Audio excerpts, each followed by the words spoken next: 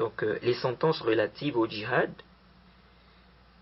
on a parlé de ça dans le Durar, dans le chapitre du djihad. Ceux qui veulent des détails sur ça, ils peuvent repartir dans les cours en question. Donc ceux qui veulent des détails sur les sentences relatives au djihad. Mais je vais ici vous lire une parole que j'ai écrite en avril 2018. Une parole que j'ai écrite en avril 2018, après avoir étudié ce que les savants disent sur la question. C'est une parole que je trouve très importante, vu la confusion que beaucoup de gens ont sur le chapitre du djihad, et vu aussi que très peu de frères salafis en parlent, alors que les takfiris sont en train d'embrouiller les gens sur ce sujet-là. Alors, je cite, les Américains tuent des musulmans en Afghanistan, les Juifs tuent les musulmans en Palestine. Pourquoi vous, en tant que salafis, vous n'allez pas combattre ces mécréants en défendant vos frères? Pourtant, les savants disent que si des mécréants attaquent un pays musulman, les musulmans doivent secourir leurs frères musulmans. Les musulmans doivent secourir leurs frères musulmans qui sont opprimés. Que cela fait partie du combat défensif. Pourquoi vos savants salafis en Arabie Saoudite, en Égypte et ailleurs ne déclarent pas le djihad? Pourquoi empêchez-vous les gens d'aller faire le djihad? Que font les chefs des pays musulmans? En réponse à cela, nous disons, premièrement, il faut que nous puissions apprendre notre religion. Car le fait de ne pas apprendre la religion nous conduira à des catastrophes, comme le fait de parler sur Allah sans science, commettre des injustices en accusant les croyants à tort et à travers, mentir sur des principes de la religion, croire vrai ce qui est faux et faux ce qui est vrai, égarer les serviteurs d'Allah, mentir sur les savants. Le manque de science peut nous pousser même à détester les gens de bien, tout simplement parce qu'on croit que ce qu'ils font n'est pas bien. Ceci à cause du manque de science. Le manque de science cause énormément de maux dans la communauté. Aujourd'hui, beaucoup de jeunes parlent sans science sur Internet, dans des groupes WhatsApp et j'en passe. Combien de jeunes ont été égarés par des takfiris, des khawarij, des gens qui appellent au djihad sans science? Combien de jeunes sont trompés sur Internet à cause d'écouter des ignorants? Allahul Musta'an. Donc, il faut la science. Il faut la science, les frères. La science est une arme. Deuxièmement, nous disons, le djihad est une adoration. Et comme toute adoration, il a ses conditions. Notre religion n'est pas une religion de désordre. Notre religion n'est pas basée sur tes sentiments ou les sentiments d'un tel. Notre religion est basée sur le Coran et la Sunna à la compréhension des pieux prédécesseurs. Il ne suffit pas de citer aux jeunes les mérites du djihad pour ensuite leur dire « allez-y au djihad ». Non. Où sont les conditions du djihad? Allah et son messager n'ont parlé que des mérites du djihad? N'ont-ils pas aussi parlé des conditions du djihad? Pourquoi vous ne mentionnez pas cela aux jeunes? Et pourquoi vous déformez les paroles des savants? En regardant bien les paroles des savants, on voit bien qu'ils n'ont pas dit que si des mécréants attaquent un pays musulman, le djihad devient automatiquement obligatoire à tous les musulmans du monde entier sans condition. Non, ils disent plutôt, il est obligatoire aux musulmans de ce pays de se défendre. S'ils sont incapables, alors ceux qui sont à côté d'eux, leurs voisins, doivent les secourir, ainsi de suite. Ainsi de suite. Mais il y a des conditions à respecter. Et cela ne rentre pas dans le cadre du djihad défensif pour ceux qui vont les secourir. Parce que vous devez savoir qu'on a deux types de djihad. Le djihad offensif et le djihad défensif. La plupart de ces gens qui encouragent les jeunes à aller faire le djihad dans le désordre, la plupart de ces gens qui encouragent les jeunes à aller faire le djihad dans le désordre ne savent même pas faire la différence entre ces deux djihads et quelles sont les conditions inhérentes à ces deux djihads. On voit bien dans des paroles de savants le terme secourir.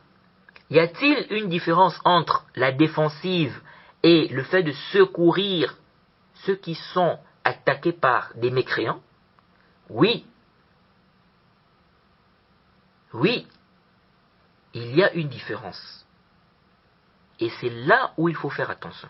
C'est là où il faut faire très attention.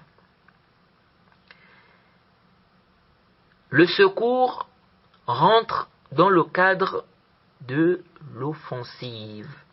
C'est pourquoi il faut réunir les conditions, c'est pourquoi il faut réunir les mêmes conditions que pour le combat offensif. Il faut la permission du chef, la préparation, avoir l'âge de la puberté, ne pas être handicapé, il faut avoir la force de combattre, la permission des deux parents. En plus de ça, il y a une chose très importante ici que beaucoup de gens ignorent. Je l'ai rappelé dans les cours du djihad du livre de l'imam Mohammed ibn Ali al-Shawkani, qu'Allah lui fasse miséricorde. Quelle est cette chose? Il ne faut pas qu'il y ait un pacte entre le pays qui veut secourir l'autre pays musulman et le pays mécréant qui attaque le pays qu'on veut secourir. S'il y a un pacte entre eux, il n'est pas permis aux musulmans de ce pays d'aller attaquer ces mécréants sous prétexte qu'ils veulent secourir leurs frères. Quelqu'un peut me dire? Quelqu'un peut me dire? Quoi? Eh oui, tu as bien lu mon frère. Bon, ça c'est par rapport à l'écrit. Mais là je dirais, tu as bien entendu mon frère. La preuve de cela se trouve dans la parole d'Allah subhanahu wa ta'ala, selon la traduction rapprochée, et s'ils vous demandent secours au nom de la religion, à vous alors de leur apporter secours, mais pas contre un peuple avec lequel il y a un pacte entre vous. Et Allah observe bien ce que vous œuvrez. Sourate 8 au verset 72. De ce verset, les savants de la Sunna ont tiré cette condition. Il ne faut pas qu'il y ait un pacte entre ceux qui veulent secourir et le pays mécréant qui attaque les musulmans en question, donc ceux qu'on veut secourir. Ceci, car le fait d'être rentré dans un pacte avec les mécréants veut dire que tu es faible, que tu n'as pas la capacité de les combattre. C'est ça la base. Et Allah ici te dit, mais pas contre un peuple avec lequel il y a un pacte entre vous. Allah ne t'a donc pas obligé de les combattre en présence du pacte. Et quant à ceux qui disent qu'il est interdit de faire des pactes avec des pays mécréants, ceci émane de leur ignorance. Nous avons plusieurs preuves qui montrent qu'on peut faire des pactes avec des mécréants. D'ailleurs, le prophète Mohammed sallallahu alayhi wa sallam lui-même a fait un pacte avec les mécréants. Certains disent le pacte conclu avec un pays mécréant s'annule car ils combattent nos frères musulmans. La réponse à cela se trouve dans le verset cité. Le pacte ne s'annule pas car justement ceux cités dans le verset étaient opprimés par des mécréants. Sinon pourquoi vont-ils demander secours? Donc ça montre clairement que le simple fait que des mécréants attaquent des musulmans n'annule pas le pacte qu'un autre pays musulman a conclu avec ces mécréants-là. De plus, le fait d'annuler le pacte n'est pas une affaire dont se charge tout musulman. C'est une affaire qui revient au chef musulman. Et le chef musulman doit le faire de façon loyale. Allah subhanahu wa ta'ala a dit, selon la traduction rapprochée, et si jamais tu crains vraiment une trahison de la part d'un peuple, dénonce alors le pacte. Donc que tu as conclu avec eux, d'une façon franche et loyale. Car Allah n'aime pas les traîtres. Sourate 8 au verset 58. Il est de même rapporté de façon authentique, pour ceux qui ne le savent pas, que le prophète Mohammed sallallahu alayhi wa sallam n'a pas annulé le pacte qu'il avait conclu avec les mécréants. Pourtant, les musulmans étaient opprimés. Pendant même l'écriture du pacte du Sulh Hudaybiyah, un compagnon s'est plaint en disant « On me renvoie chez les mécréants, Jade, on me renvoie chez les mécréants alors que je suis venu vers vous en tant que musulman. Ne voyez-vous pas ce que j'ai subi ?» Pardon. L'histoire se trouve dans le Sahih al-Bukhari, hadith numéro 2731. Malgré cela, le prophète a-t-il refusé de poursuivre le pacte? Non. C'est pourquoi les savants de la Sunna disent, le simple fait qu'un pays mécréant attaque un pays musulman, cela ne signifie pas que le pacte conclu avec ce pays mécréant par un autre pays musulman s'annule. Donc, faites très attention ici les frères. Beaucoup de gens se sont égarés dans ce chapitre, car ils se sont éloignés de la compréhension des salafs, des savants. Ils ont voulu comprendre ce chapitre sans revenir aux explications des savants. Ils ont alors parlé de ce chapitre dans l'ignorance et dans la passion. Prends garde, mon frère salafi, à ces ignorants passionnés qui te disent les savants salafis ont annulé le djihad. Les chefs musulmans ont annulé le djihad, alors que le djihad est une grande adoration. Pourquoi ont-ils annulé cette grande adoration? Pauvres ignorants, ils n'ont pas annulé le djihad. Le djihad est une adoration qui a des conditions comme toute adoration en islam. Et si ces conditions-là ne sont pas réunies, on ne peut pas faire le djihad, car Allah a demandé de faire le djihad lorsque ces conditions-là sont réunies. Et le jugement du djihad diffère en fonction des capacités des musulmans. La plupart de ces passionnés qui appellent les jeunes au djihad en Irak, en Syrie, en Palestine, etc., sont des gens qui ne font pas la différence entre le combat offensif et le combat défensif. D'autres te disent les conditions du combat offensif ne sont pas les mêmes que celles du combat défensif. Nous disons oui, mais dans quel cas? Dans un seul cas, dans le cas où tu es en face d'un mécréant, soit il te tue, soit tu le tues. Ici, oui, les conditions du combat offensif ne s'appliquent pas, car ici, comment tu vas attendre d'abord la permission du chef musulman, la permission des parents, etc. Le mécréant en question va te tuer avant que la permission du chef n'arrive, ou la permission des deux parents. Mais en dehors de ce cas, les conditions doivent être réunies. Et comme a dit le cher Ibn Uthaymin, qu'Allah lui fasse miséricorde, il est difficile aujourd'hui de dire qu'il y a un djihad avec l'épée. Et ce qui est semblable, il est difficile aujourd'hui de dire qu'il y a un djihad avec l'épée et ce qui est semblable, car les musulmans sont faibles. De plus, ils sont rentrés dans des pactes conclus entre pays. Voir le Majmu' Fatawa du Cheikh, tome 18 à la page 388. Le djihad est une grande adoration, mais pour accomplir cette adoration, il faut respecter les conditions. Les musulmans sont faibles aujourd'hui, et pour qu'ils aient la force, il faut qu'ils prennent les causes qui vont leur permettre